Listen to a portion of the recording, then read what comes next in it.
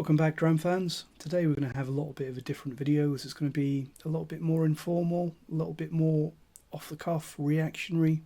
This is going to be a head-to-head nosing and tasting comparison of Laphroaig 18.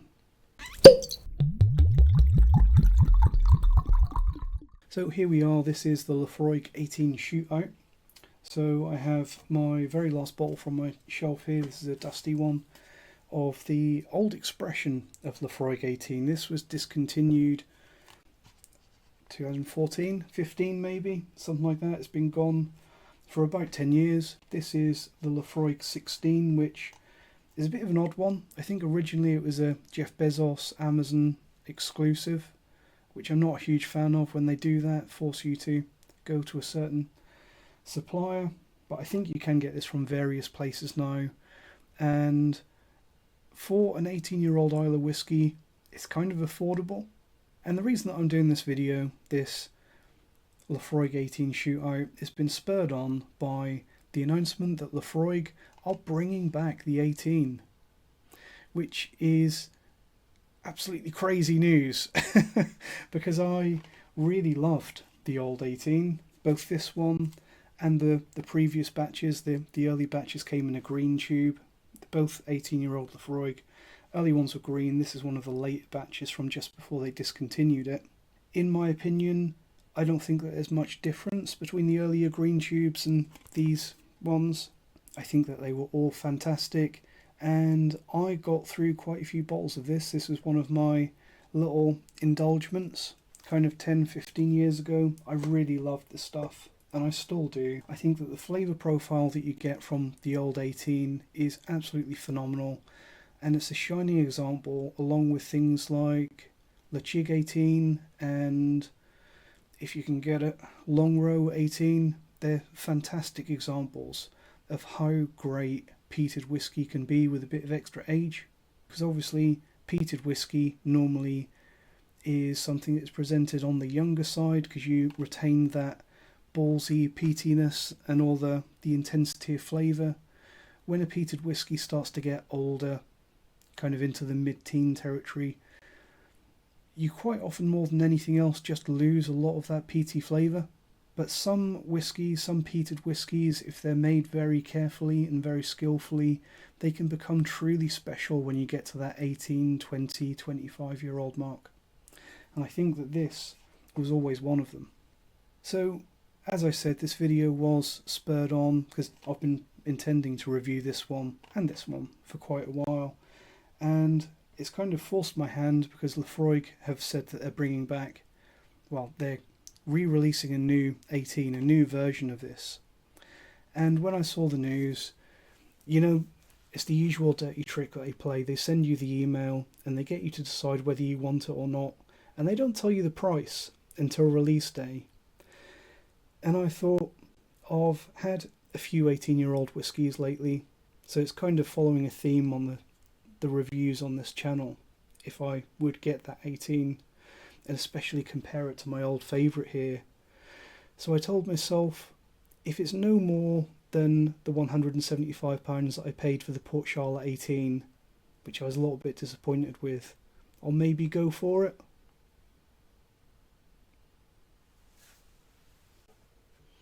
And wouldn't you bloody know it? I think the official RRP for this stuff is 180, but I got this for 175. It was exactly on the limit of what I said I would pay. Damn.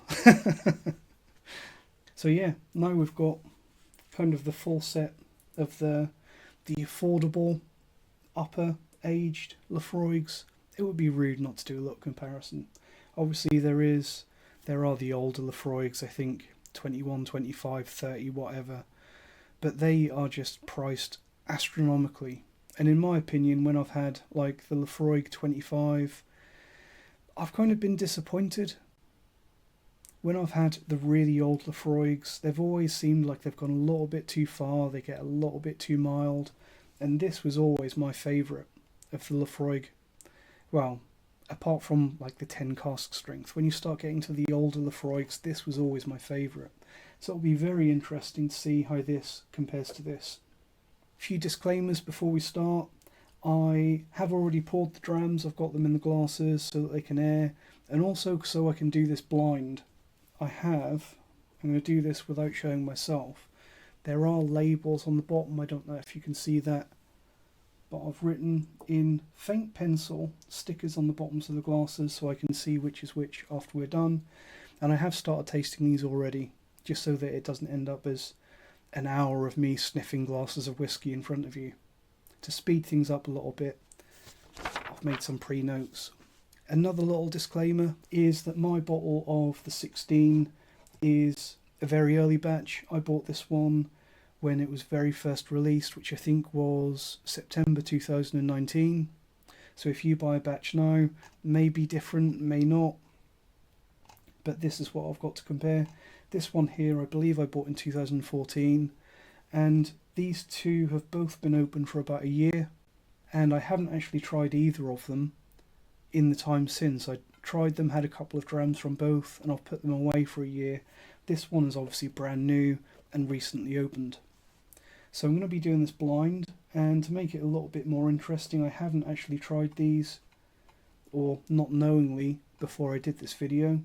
So hopefully I can get an objective, completely unbiased opinion of what's actually in the glasses. And we can see what the differences are, if any, and which is best. Saying that, from memory, I do have a sneaking suspicion of which one might come out on top. It's worth mentioning price before we get started as well. This one here, the going rate is about £180. So I bought this one so I could do this experiment, and because I love this one so much. Between you and me, I would not spend £175 or £180 of my own money on this one if I wasn't running this channel. The way I see it, I'm kind of funneling some of the AdSense revenue from the channel to subsidise the purchase of this. And also, I bought it so I could share my opinions with you guys. But me personally, £175 I think is far too much to buy a bottle of whiskey blind if you haven't tried it. And I think that for 99% of the whiskey out there, it's just too much. A bottle of whiskey is not worth that much. But here we are. This one here, I bought for about £70, £65, £70, and I bought this one as the price started to go up, as the rumours of it being discontinued were first starting to come out. This one here, I think I paid about £80, and you can still get this now from various places for about £80, £85. So between these two, this isn't available anymore, but these two were a similar price.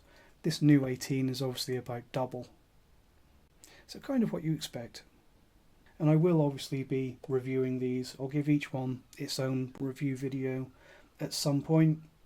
But obviously I think this one is going to be a hot topic, and a lot of people are going to be interested to find out what it's like. So here we go.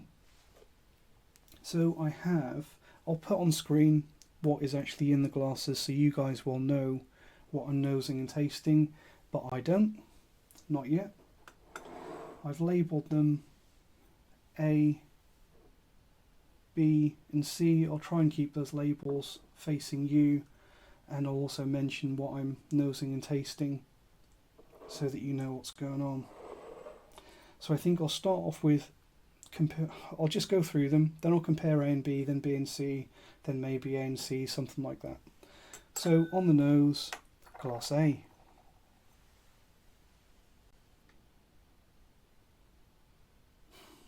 Wonderful whiskey.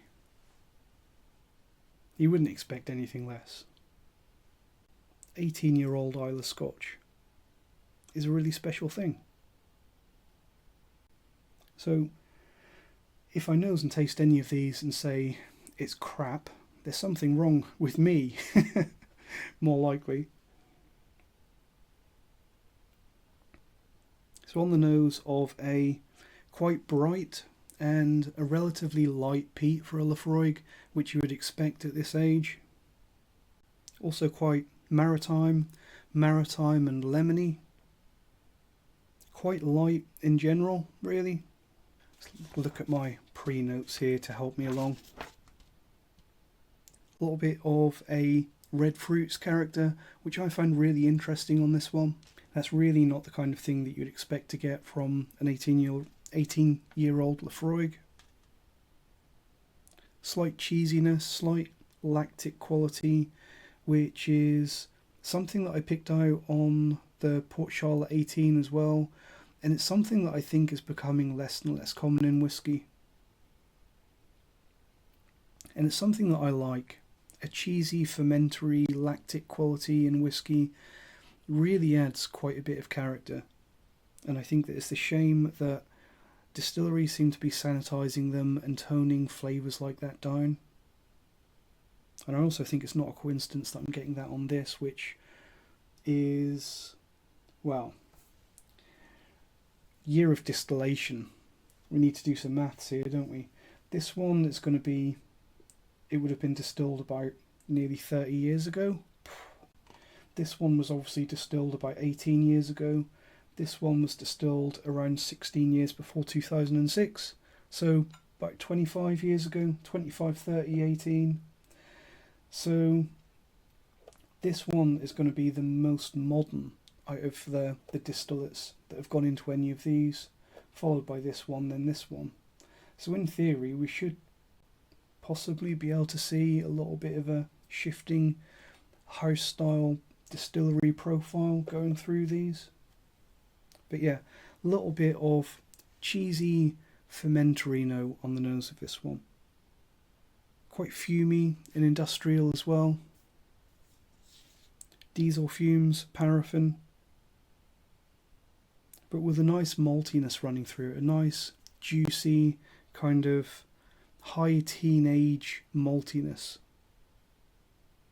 I'm not going to go as far as saying that this has a proper old malt profile to it. It hasn't got that waxy oiliness that we really seek in these high age statement whiskies, but you can tell that it's at least up there into the teens, mid to high teens. So let's move on. That was Dram A. Let's move on to Dram B. I'm not going to look at colour, doesn't matter. Much more phenolic on B.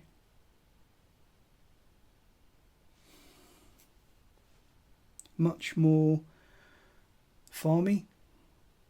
Cowsheds, farmy, medicinal, salves, bandages. Earthy, dirty peat. Quite a dark, smoky, kind of wood smokiness on the nose as well. So multifaceted peat, more medicinal, more dirty. I think some old malt notes on the nose of Dram B. Going to compare Dram A and Dram B.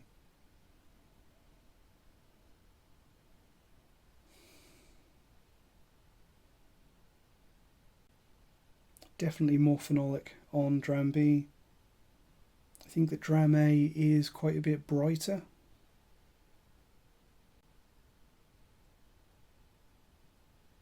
Possibly a little bit more of a creamy maltiness on B. I think that A is more focused and possibly a little bit more complex, but a little bit more just muted.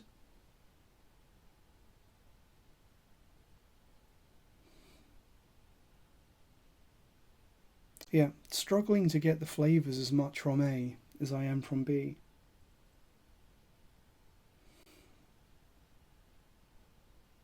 I think A shows a really good complexity and some good nuance and delicacy of flavours.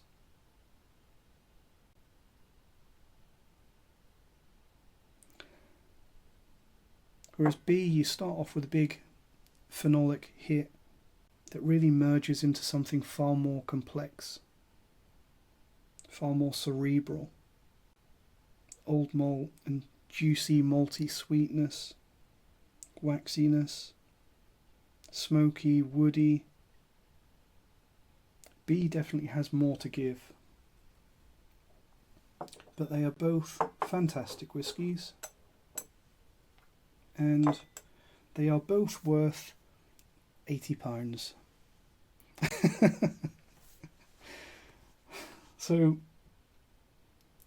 well, they may both be £80 whiskies. If we're looking at these two, if that's what we've got in A and B, then that's fair enough. But the obvious result here is going to be that this one has to work a hell of a lot harder to be value for money compared to these two. This one's only 2 years younger than this one, and it's half the price, less than half the price compared to this. And this stuff used to sell for a similar price, so really, Laphroaig, the same as Port Charlotte and all of these distilleries that think that they can just gouge the hell out of us on 18-year-old whiskey. It cuts both ways. Yes, a really, really stunningly well-made whiskey can command a high price tag, but a whiskey that has an astronomically high price tag has to be stunningly good, or we have a right to be pissed off. So, warning to all distilleries out there that feel they can get a bit creative with the prices, you need to have the juice to back it up. Because we notice and we talk, and you won't get away with it. Or maybe you will. Let's try C.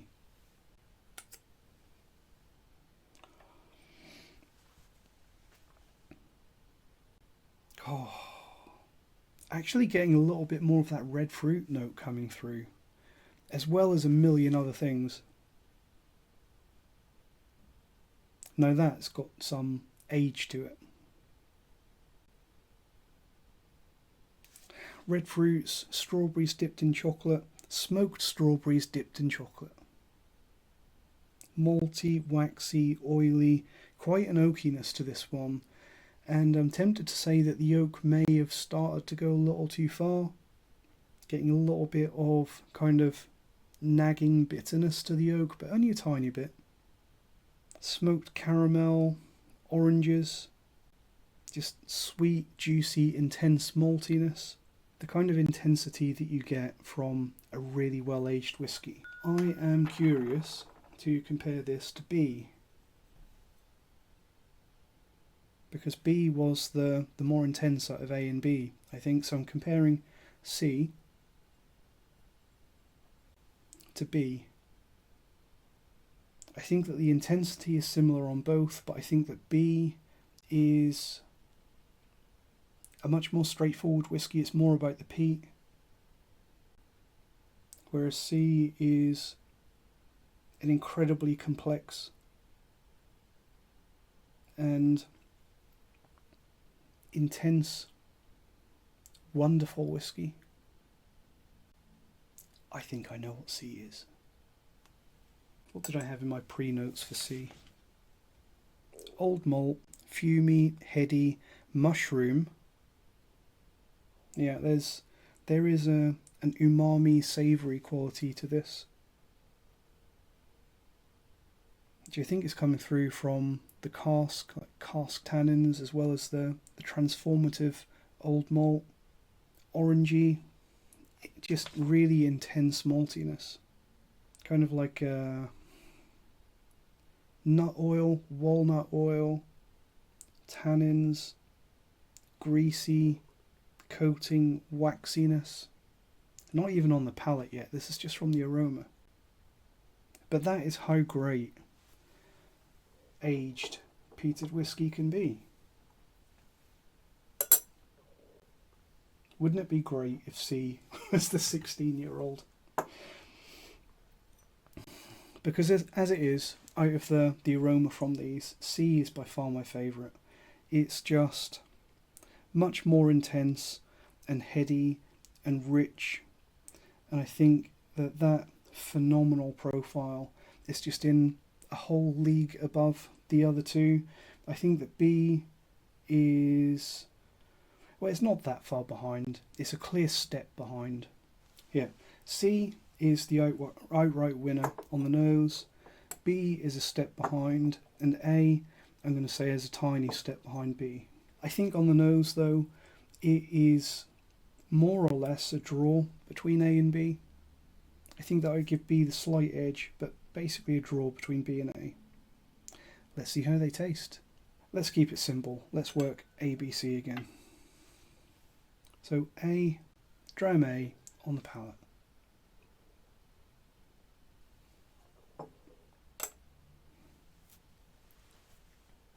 I'm going to have to edit some cuts into this because this kind of whiskey demands time, and you can really hold these whiskies on your palate and just get the flavours coming through in waves again and again and transforming into something different and shifting on you, and the flavour just never dies away. You keep it on your tongue, it mixes with your saliva, and it develops and it takes you on a journey, but it never stops. So it would be massively unfair if I just took a sip and got rid of it and moved on to the next one with these. These are all three of these are whiskies that demand respect and time. So dram A, lots of sweet maltiness, offset by a nice little bit of dry oak, quite salty with a little bit of a sweet vanilla cream aspect to the maltiness. Let's have a look at my pre-notes. Where did I have the tasting notes for A? Vanilla cream is something that I said on my pre-notes.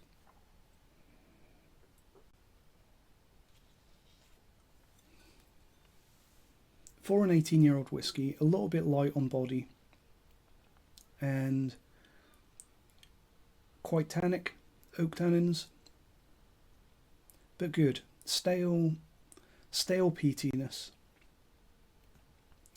Not medicinal, which I think I find on the nose with A as well.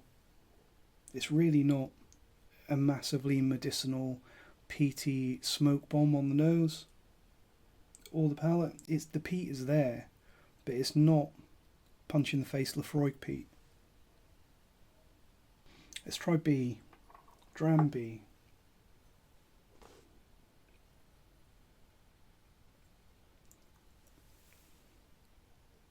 Good intensity and really good finish on B. Getting a little bit more of a peatiness and a slightly salty maritime smoked fish note, smoked fish and wood smoke on dram B.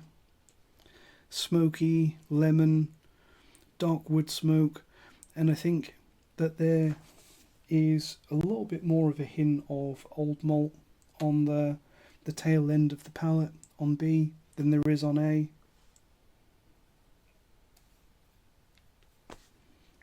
That kind of wood smoke and peated smoky caramel note just spreads over your tongue. This is exactly what I mean when I keep despairing about the rising prices of 18, 21, 25-year-old whiskey. It used to be something that you could save up for and buy a bottle of 18 instead of 2 bottles of 12 and treat yourself and experience those flavours. Whereas these days I feel for people that are getting into whiskey now, because that side of whiskey is really being snatched away from us. The prices are going up at such a rapid rate on 18 and above whiskey that it's just not accessible, and that's such a shame because it's a unique experience which should be a part of everyone's journey. Let's try C. Dram C on the palate. Oh, fantastic on the nose.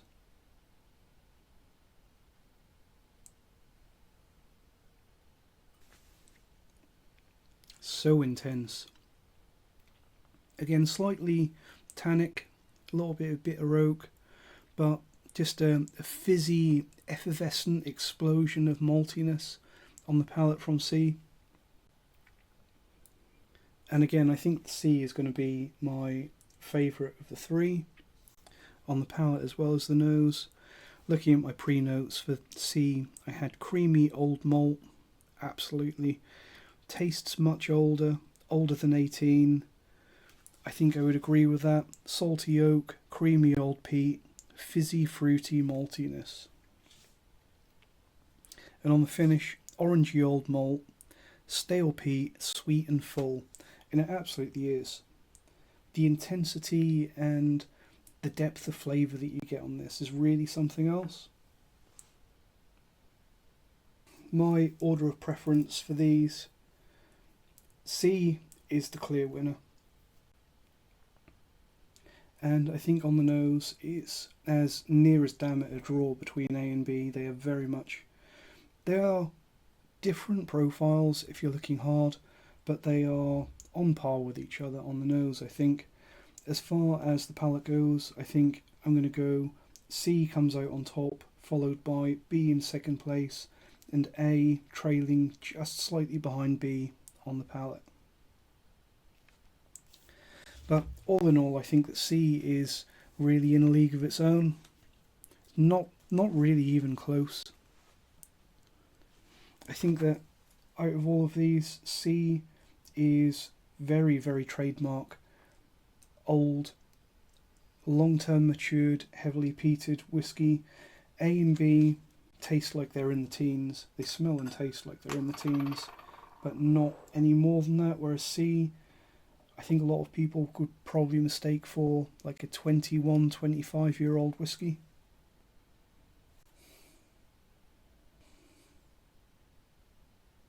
I think that on the nose, A possibly has a slight hint of a little bit of extra age, but you have to really look for it. Whereas B is just much more expressive. I think that is one of the dangers of blind tasting, by the way, and A/B tasting as well. That intensity messes with you.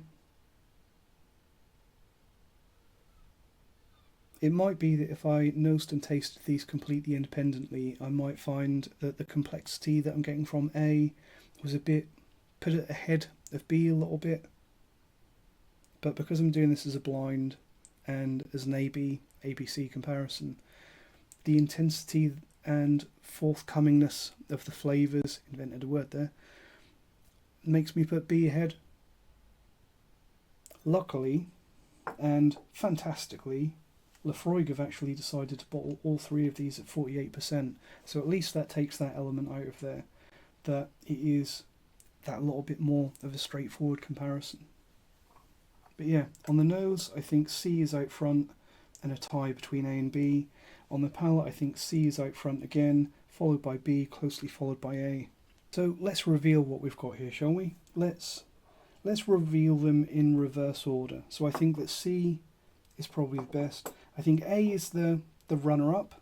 They're all fantastic whiskies, but A is the runner-up with B in the middle and C is king. So let's reveal. Oh, let's put a little bit of an extra twist on it. I think that C is my old favourite, my old friend, the old edition, the old expression of the Laphroaig 18. A and B, I'll be perfectly honest with you, I do not know at this point. I'm going to say that because B is that little bit more intense and forthcoming with flavours, just has that explosion of flavour, I'm going to guess that B might be the older dram and A is the 16. So let's do a reveal, shall we? Oh, I've made this so complicated. Oh, no lack of professionalism here. So dram letter A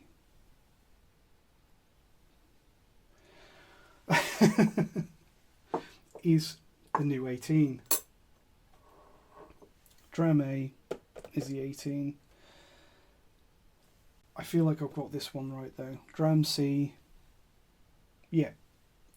Dram C is my old favourite, the 18. So I got that one right. So Dram B must be the 16. Yeah, you probably can't see that, but it is 16. Bloody hell, 1 out of 3. But it does kind of confirm my suspicions at the start that I did suspect that the old expression of the 18 was going to be in a league of its own, and it is. And between these two, it was actually surprisingly close, to the point where I didn't know which was which. The old 18 though, with that just extreme intensity of flavour, extreme old malty notes, with that waxy profile that just takes over your senses, this one was very easy to pick out for me. As for these two, surprisingly evenly matched. In hindsight, I think if I'd have given it a little bit more thought, the 16 was coming out as more intense, but I think that was really down to being a little bit of a younger whiskey, possibly. I kind of hoped that the 18-year-old, the new 18, being that little bit older, and also being the first batch of this, because this, I ordered this on release day, so this is the very first batch. So you would think if they are cherry picking casks and kind of putting out a really good batch for their first batch, then this should be as good as it gets. I kind of hope that this might be the more phenomenal and more intense and flavourful dram, but didn't turn out that way. So in hindsight, I probably could have guessed that, but I didn't. But I think that that's an important lesson. If this stuff is still available, and I believe it is to me, I checked on my phone before I started recording this, this stuff is 2 years younger than this, and it's half the price. You can get this for under £90. You can get this for barely under 180. So I think that raises an important point, that there's perhaps some money to be saved there. Because really, when we're talking about how expensive old whiskey is, one side of the argument is, why is it that you pay, say, £35-40 for a 12-year-old whiskey, but a whiskey which is 6 years older, so it's 50% older, is not 50% more expensive? You get a 12-year-old for £35 and you get your 18-year-old, should be, what is that? Should be £52, based on the age adding linear levels of cost, because they're all taking up the same amount of space in a warehouse, aren't they? So why shouldn't a whiskey which is 1.5 times older than another whiskey cost 1.5 times as much? It should be less, really, because in the majority of cases it only takes up one cask and one lot of barley and one lot of time in the still house. But now we've got an even more extreme argument, that we've got this one and this one, 2 years between them, and the price has doubled. But interestingly, what we're also seeing is I've ranked them in distillation date order as well. So this one that was probably distilled in the 90s has come out on top, followed by this one that was distilled around the year 2000, followed by this one which was distilled 18 years ago to the day, near enough. It does seem, and that difference is really shown by these two, that as time goes on, whiskey kind of tends to lose its magic, and that's a little bit sad. Sad for me to say, as someone that absolutely loves whiskey and it is my passion, that it does seem like there are less duds out there. There's less absolute howlers and stinkers when it comes to whiskey, but there seems to be a declining ceiling, a declining top level of quality. And I don't know why that is. I don't know if it's a cask issue, that they just can't get the level of quality in casks that they used to get, or if it's a matter of rush production, because they're trying to meet demand, they're spending less time in the stills, less time in the washbacks. With Laphroaig, it's possibly a case that back when they made this, because demand was that little bit lower, they were able to put a high percentage of the floor malted barley in this. Whereas this one, maybe not so much. Maybe that makes a difference. I think that there's possibly evidence of all of the above in the difference in quality in these whiskies, and whiskey in general. It's possibly also a case that as demand goes up and up, the whiskey that went into this may actually be older than 18.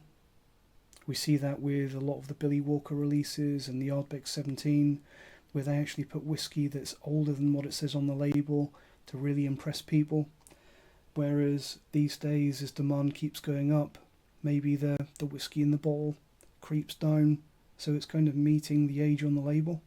But I think the saddest thing for me is the extent that they are now premiumising these whiskies, with a whiskey like this costing about twice what a bottle of 10 would have cost you, 2.5 times, whereas this one's probably 4.5 times, and it's worse than what we used to get. So that's a bit crap. Sorry to be a little bit depressing there, Whisky Vogue. So what would my recommendations here be? Well, first of all, if you've got the money and you won't miss it and you want to try this, go for it. It's a good whiskey, it's a very good whiskey. But I do think that if you are considering spending £180 on this, then you might want to consider this one, because I really don't think that the gap in quality, they are different flavour profiles, but the gap in quality between these two is not double the price. And I think that if you want the absolute best bottle of whiskey that you can possibly get out of something like an 18-year-old Laphroaig, then it's worth checking prices on this one at auction. If you can get this one at auction or secondary or whatever cheaper than this one, then this one kind of kicks its butt. I think that if all of these things are a little bit alien to you and you're just looking for the best possible peated Islay whiskey, the best possible bang for buck, then you should probably not be looking at any of these. I think that this one is probably the best bang for buck if you can't get this. But really, if you're looking for maximum return on your money, you should be looking at probably the 10 cask strength, and for the extreme value, the Laphroaig quarter cask, or possibly an independently bottled Williamson. I think that between the 10 cask strength, the quarter cask, and an IB Williamson, those are really the smart, money-conscious buys at the moment with the way things are. Although obviously you don't get that old malt experience, which is becoming harder and harder to get. So thank you very much for anyone that's stuck with me to the end of this.